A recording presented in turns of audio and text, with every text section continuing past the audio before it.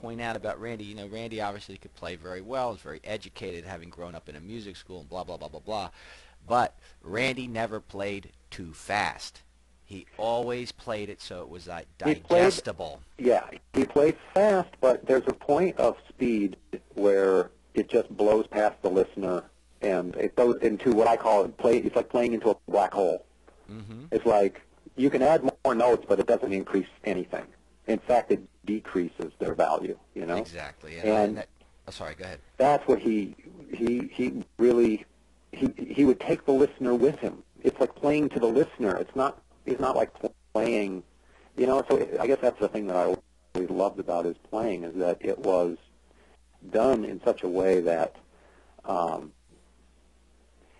you could tell, I could tell, and I'm sure you agree, that when you're hearing him, you know that he is composing it in his mind, what he wants to hear.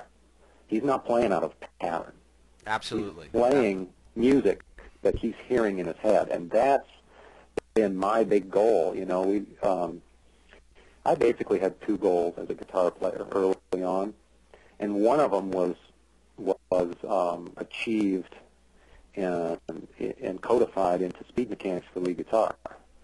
And that was, I wanted to have complete freedom, a technique that would allow me to play any notes I wanted at any speed, basically, you know, whatever it took, and developed a system. And I developed that ability for myself, and the book was not only my journey to do that, but my revelation in the process of doing that, and then being able to turn around and share it with everybody else. Okay, well, here's what you do.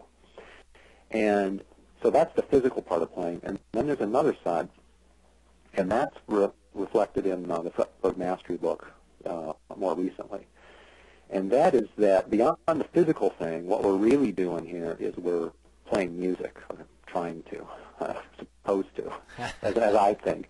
And that is about translating what you hear in your imagination or what you create into the guitar. And that's, you need to be able to have the physical ability to play, but if you're playing thinking patterns or seeing patterns, or I know that I can do the seventh in a harmonic minor, and I'm on the 5 chord, so I'm going to go to the major seventh. And you know what I mean? I'm playing the arpeggio. It's like if you're piecing it together like a math equation, it's not going to have the power, I don't think. And if that's not where it comes from. What my goal was with Fretboard Mastery is, or I guess I should say the other way around. What my goal was, which became Fretboard Mastery, was I wanted to have a seamless connection between my thoughts, my musical thoughts, and the guitar, so that I would never have to hunt. Everything that I would hear in my head, I would instantly know the patterns on the guitar as I heard them in my head, so that I would play, you know, the way the blues guitar players play, which is organically, they sing basically what they play. That's why it's so singable.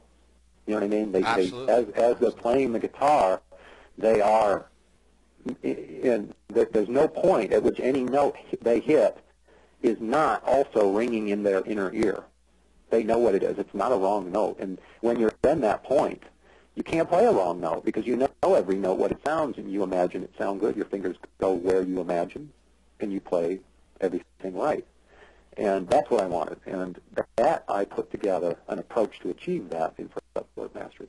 Right, and let me just interject. You know, for people who are in the method, you know, maybe they've touched into these books and so on and so forth. But the point I think that you and I understand is, as artists now, we want to get to a point where the instrument is no longer even an issue between us and the final product.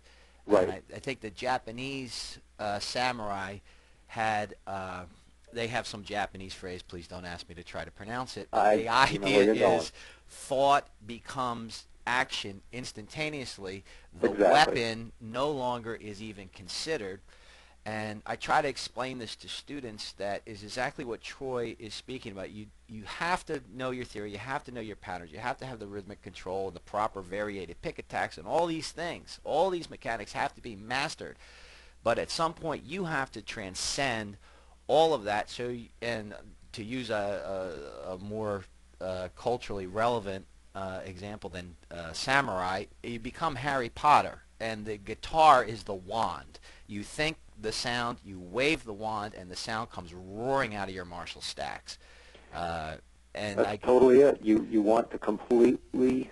I look at it like this: you input, if you want to use a computer term, a metaphor, you input all of these muscular movements so well that you don't have to think about anything. You just think about the sound, and you connect the pattern so well with your inner ear that you found in the music. It's effortless. And a lot of people don't, they might misperceive this thing too about, shred or playing fast and high energy, and the guitar player in the picture, he looks like he's really working hard. And it's like, well, the truth is that if you play well, it's not hard.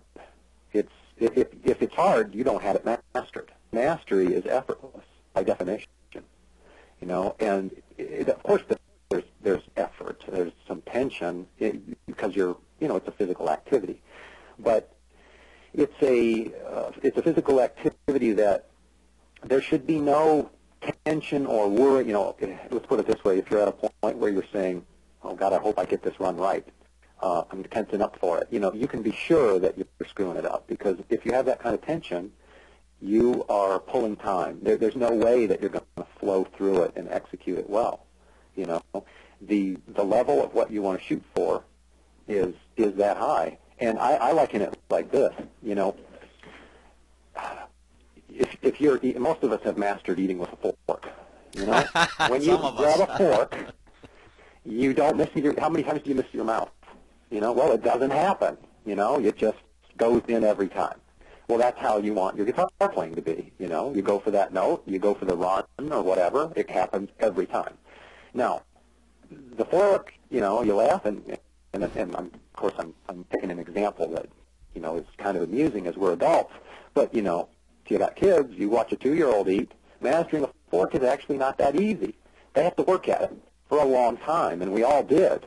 But guess what? We inputted our ability to master that fork over a long period of time so that we've mastered it perfectly. And the same thing with the ability to walk and everything else.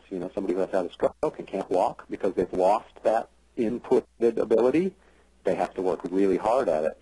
So, yeah, this is the same thing.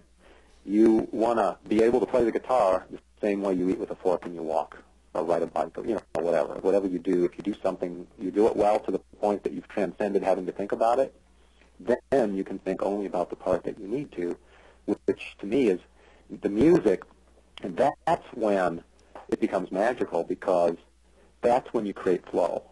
And there's a feeling to it, and it doesn't always happen. I mean, I get good at improv when I do it, but I don't always do it, so sometimes I'm not too on it.